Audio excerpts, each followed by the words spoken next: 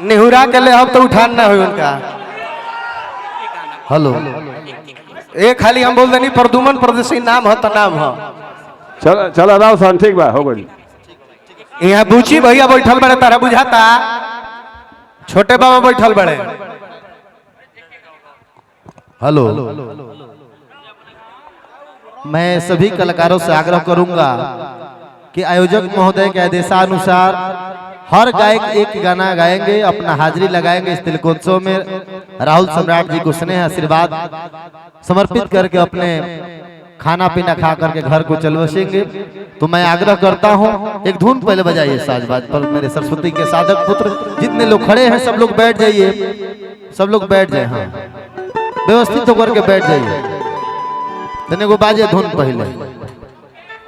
हाँ एक गाना गाना है। अब ये नहीं कहना कि हमें तो मुखड़ा ना गई है तांतरा ना गई है। एक गाना गाना है, जो भी आएंगे आग्रह करूंगा तने को धुन बजाइए। आओ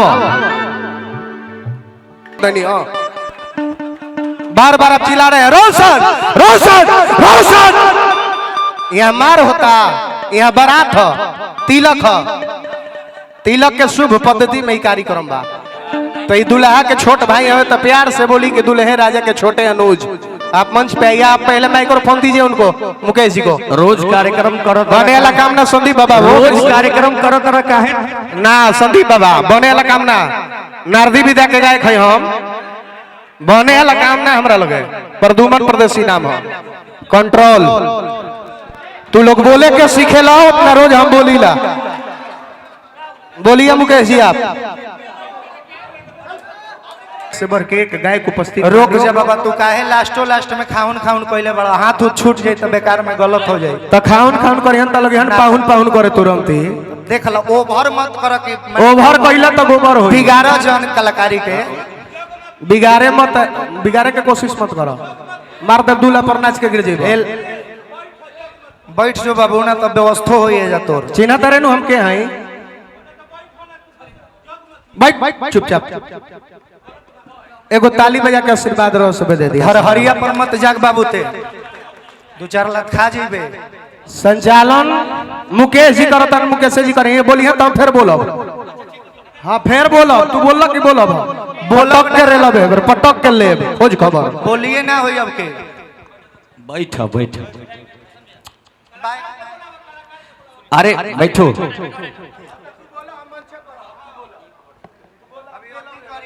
चलिए आप सब बैठी और कार्यक्रम के हमने के बैठो बैठो। प्रदुमन रोशन बैठो, आप बैठो।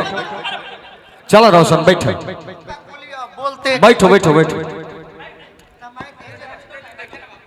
घबराए के ना चाहिए। संगीत संगीत तथा सागर है बाबू, घबराए के ना चाहिए। संगीत तथा सागर है। बैठ एक से एक लोग बा, कहे घबरा जाता रहा अपने में। तू कहे घबरा जाता रहा। दीपक दिलदार जी आ जा मंच पे। आई दीपक जी आप आए।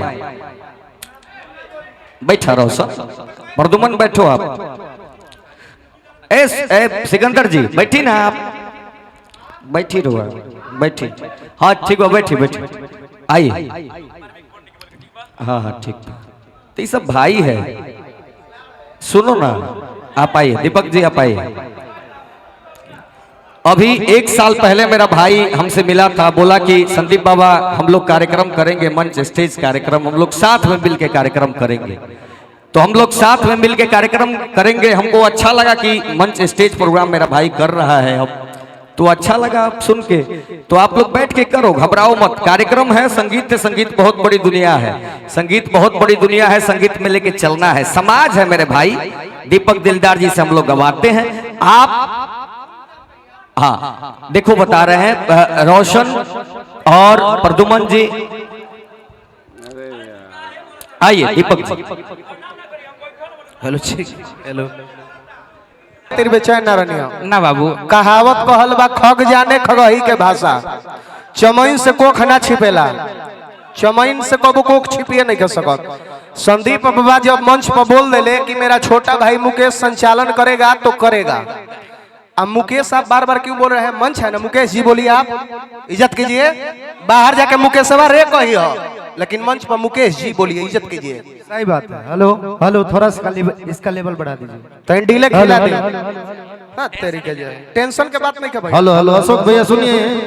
मैं बोल नहीं रहा हूँ इसका मतलब ये नहीं है। सुनिए एक मिनट, यदि मैं बोल नहीं रहा हूँ तो ऐसा नहीं है कि मुझे आवेशित होकर के बोलने नहीं आता है। मैं जैसे आप सभी लोग आए हैं इनविटेशन पे राहुल भाई से मोहब्बत करते हैं, मैं भी उसी तरह राहुल भाई से लगाव है। मैं भी संचालन करने नहीं आया हूँ, न्योता पूरा वेल बनी सब कोई उहे करे आइल। सब कोई न्योते पूरा वेल बा। अब लोग कहे लगे कि वो ऐसे तो हम खामोश बानी, तो एकर मतलब ही ना हो कि बोले ना, हम बोले लगे तो फिर बर्दाश्त ना हुई। अरे ना ना को हम काफी बात भाई के इज्जत संभारे आइल बनी, तो इज्जत सलीका से संभारम। राहुल भाई खातिर ताली बजाई, एगो गीत रोशन राज प्रदुमन परदेसी जी गाई, अतने आगे रहो। एक गाना गावे के मुकेश भैया हम एक खाली कहते नहीं कि ए भैया हम नारदी विधा के गायक है। तू लोग जितना बोले के सीखे लो उतना हम चलते में बतिया के भुला गए लोग, भुला गए लोग। तू लोग जितना सीखले बड़ा। बहुत लोग आते हैं जग बनाने के लिए और बहुत लोग आते हैं जग बिगाड़ने के लिए। 2 मिनट ना लगी धांस के उजाड़ दे। प्रदुमन परदेसी नाम है, कोई बात नहीं। चाहे एक बने लब अपने माहौल को बनाते हैं गीत संगीत की तरफ। वर्धमान आ सब लोग एजा घर के बा, एजा ना केहू एंकर बा आ ना ही केहू गायक बा। सब केहू जे सुनत उ गायक के ह, जे गावत उ घरे के ह, जे बजावत उ घरे के ह।